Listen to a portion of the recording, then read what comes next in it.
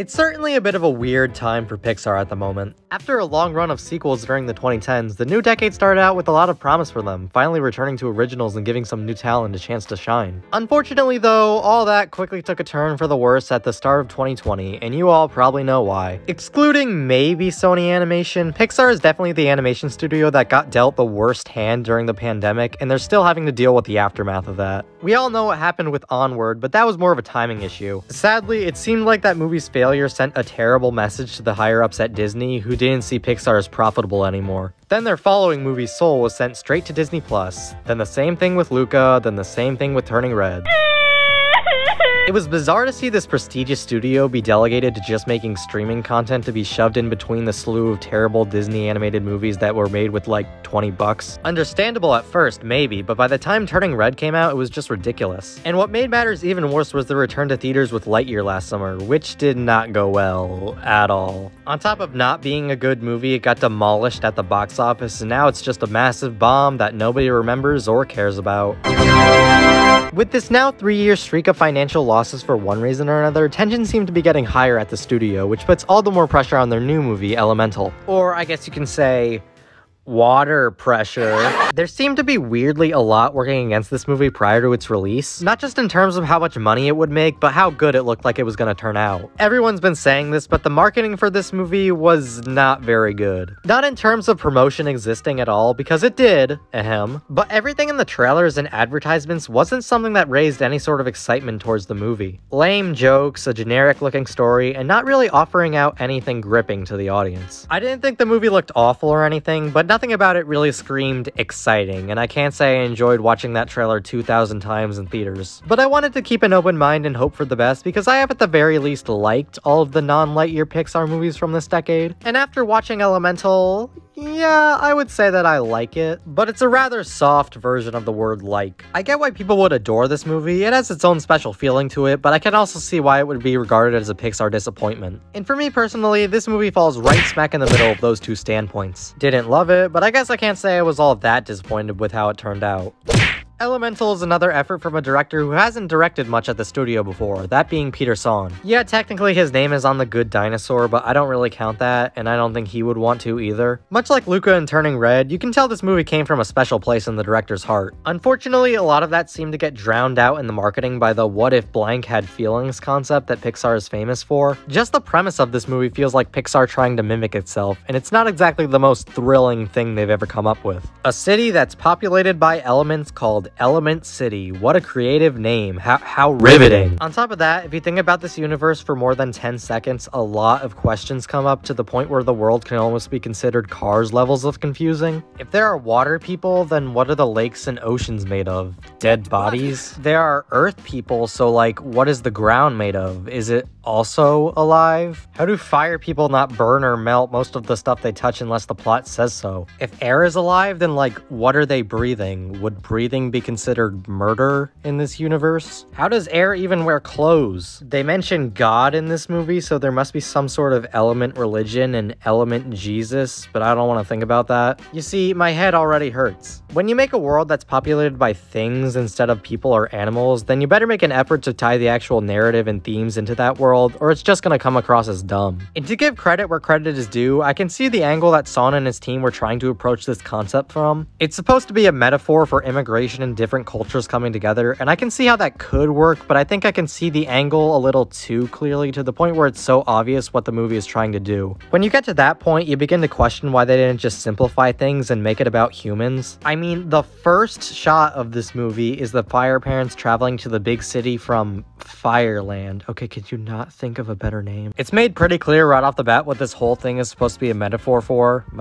That's fun to say. And sometimes it's annoying when the movie feels the need to interrupt everything to insert an emotional flashback. It wouldn't be that much of a problem if the characters didn't feel the need to narrate over everything that's happening in said flashbacks. There's a scene where we're shown the fire parents leaving their homeland and their parents not approving of it. It has potential to hit really hard, but the impact feels weakened when we're just being told what's happening. I know your mouth takes up like half your face, but film is a visual medium, so can you zip it? Scenes like that pop up a few times, and not only does it make the pacing a little wonky, but it subtracts a bit of depth from all of this. Thankfully, the whole element thing works way better with the the actual story they tell in the movie. You see, Elemental is a bit of a rare breed in American animation. It's a romance film, and said romance is what the most time is dedicated to and connects to the core of the movie. I gotta say, it's really nice to see Pixar do a movie like this, as they've never given it a crack outside of WALL-E, which obviously set a high bar. When you watch as many animated movies as I do, especially bad ones, you quickly get tired of forced romantic subplots that don't add anything. So I can't tell you how refreshing it is to watch an animated movie where the story centers on the connection between the two main characters and one that isn't afraid to use the L word. Yeah, leprosy. To make things even better, the main romance in this movie between Fire Girl Ember and Waterboy Wade is really endearing and nice to watch. At first I thought it was gonna be annoying as they have the dreaded rom-com scenes where the guy comes across as stupid and the girl's tired of him and there's a lot of awkwardness and all that jazz. Not exactly fun stuff, and it doesn't make the two leads come across as particularly compelling. But after the two share a couple scenes and aren't being forced to spend time with each other because plot, I really enjoy their chemistry, and watching them hang out and grow fondness for each other is really sweet. Voice performances also help to complement this. I just love romance stories where the leads aren't even obligated to spend time with each other, yet choose to anyway. It really drives home their connection, and as the movie continued on, I actually felt like the bond between them was getting stronger and stronger. There are scenes where everything feels like it stops to showcase the connection between these two, but not in an obnoxious way like those flashbacks. It gives off a strong sense of magic, reminiscent of the best scenes in classic Pixar movies. The montage where the two of them are starting to hang out with each other is really charming. The scene where they go underground so Wade can show Ember this special flower is really gorgeous. And my absolute favorite part is when they touch for the first time and begin to dance with each other under the night sky. There simply aren't enough synonyms for beautiful to describe that scene. All of this stuff is complemented by the music, which is really strong. Thomas Newman absolutely knocked it out of the park, as per usual with his work. Stuff like that is really, really great, but that isn't the only thing the movie is about. They do throw in some other conflicts so the story has some sort of tension. I don't mind when romance stories have other stuff going on outside of that, but it all has to blend well, and in Elemental, unfortunately not all of these conflicts really fit together and the movie just sort of bounces between them. The character conflicts aren't the issue, I found those compelling enough. But the movie went and added this whole other thing about how there's a leak in the Element City Dam or something like that, and at first it made narrative sense, as it's what caused Ember and Wade to cross paths and have them work together. So they cover the leak with sand, and that seems like the furthest they need to go with that plotline, but oh no. Then the sandbags break or something and they have to fix it again. So Ember seals the leak with solid glass, and that seems like it's the end of that. Wrong again. The dam breaks yet again, and there's a climax with a big flood that's going to destroy the city. Why does this dam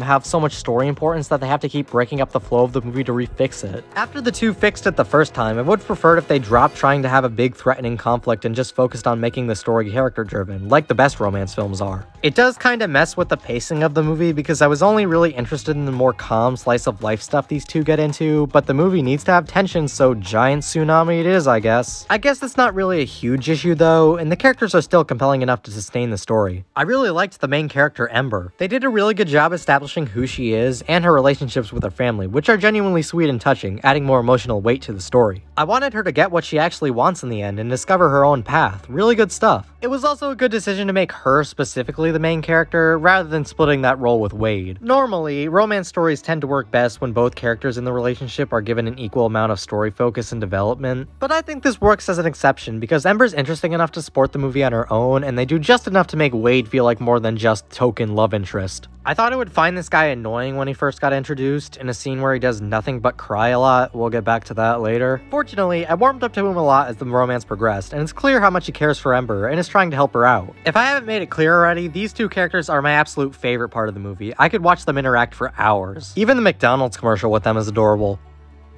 Wait.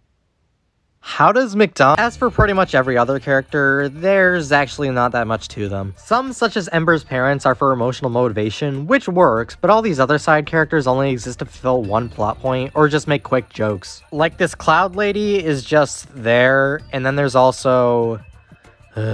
Claude. They pushed this character so much in the marketing for some reason and are continuing to do so, which is stupid considering he's only in the movie for 3 minutes and he's stupid and nobody likes him. Really shot yourselves in the foot there. I would have preferred if there was a bit more depth to these other characters, as it could have made the city feel more alive, but it doesn't harm the movie too much since the focus is clearly on these two and they're the strongest asset. Well, mostly. Yeah, as good as the aforementioned romance scenes are, the film still falls into the typical rom-com traps, especially in the last act. I'm not talking about oh, we're different elements, we can't be together, oh no no no. That's just the concept of the movie. Where the problem lies is, like I said, in the third act, where the two start bickering and Ember gets mad and says they can't be together, and then Dad gets mad at her, and POOPYTROPE.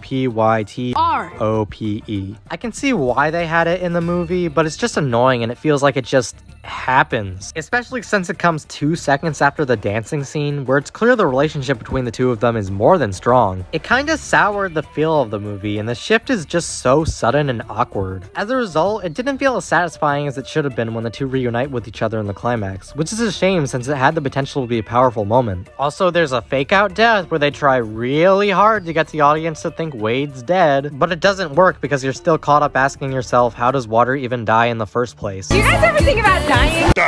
It was a bit disappointing to see a super strong romance crumble into these tropes and not have them be pulled off all that strongly. Not quite enough to outright ruin the entire thing, but definitely not the direction I would have wanted. And finally, we have the animation, which I think was one of the more unreasonable criticisms towards this movie prior to its release. I saw people saying that these models didn't translate well into computer and the concept art looked a lot stronger, which I would agree with. But saying that the look of this movie is terrible is a stretch because there's a whole lot to love here. Obviously, rendering and texture work are top-notch, but I love the design and atmosphere of the city for elements, which worked well for the vibe of the romance. They could have done a bit more to differentiate this city from a human one and add in some more elemental features, but it's still really nice nonetheless. The color palette is vibrant and pretty, and there are times when they even play around with it to match the elements that the characters are. The scene where they're underground specifically was really a sight to behold. I was a little worried going into this movie how they would handle the main characters being water and fire. Those materials really have to be constantly moving and rendered in such a way that these guys don't just look like blue or orange people. Constantly shifting character models can be annoying and a bit tiring to look at, and I thought it would get distracting watching it for 90 minutes straight. There are scenes where it definitely is bothersome, like the crying scene where all the water is moving around and it's really hard to focus on anything, but I got used to the effects of the main characters pretty quickly. It wasn't an issue. The water people, and especially the fire people, are really well designed and cool, except for Ember's dad, who just looks so off. His nose and mouth are so freakishly giant compared to everyone else, and he doesn't wear a shirt for some reason. I'm also not big on the really generic and dull designs of the air and earth people, but thankfully they're not in the movie much. The elements that actually are focused on is where the movie visually shines the most. It's a very nice looking movie with such a spirited feel to it. Can't be called the best looking movie of the month, but it can be called the best looking movie of the week. I definitely think the hate towards the visuals of this movie was a little silly. In fact, a lot of the vitriolic hate towards this movie in general prior to it coming out was silly. At worst, it's just sorta a dull kids movie with a bunch of annoying tropes and directing decisions that hinder the experience a bit. At best though, you have a really touching and beautiful romance story with a ton of heart and passion thrown in. So I guess the question is, which side outweighs the other? And that could vary depending on who you ask. I would say the romance in the main two characters are enough to keep it afloat, but just barely. The tropes are still annoying, the themes could have been handled better, the comedy isn't all that great, and the side characters are weak. There's a lot that I don't like about Elemental, and it makes me hesitant to revisit it. I'm not sure if I'm interested in slogging through all that generic stuff to get to the parts that are really strong, but I do still appreciate those moments and all the effort that went into this movie. It's a decent addition to this new era of Pixar films and fits next to the other ones pretty well despite being on the weaker end. If you were scared away by the marketing and certain characters, do give this a chance because there is more to this movie than meets the eye, and a ton to love about it. Just that's hidden underneath a coating that doesn't really work all that well, and some problems holding it back from true greatness. If I had to rate it, it'd be like a 6.5, but closer to a 7, and maybe I'll bump it up in the future, who knows. For now, Elemental's a decent little movie with a big heart, which I take over an empty movie that just sorta exists and says nothing. But regardless of what you will all say about this movie, we can all collectively agree on one thing. Claude sucks. Thank you all so much for watching, make sure to like the video if you enjoyed, comment down below, hit the subscribe button if you haven't already, and I'll see you guys next time.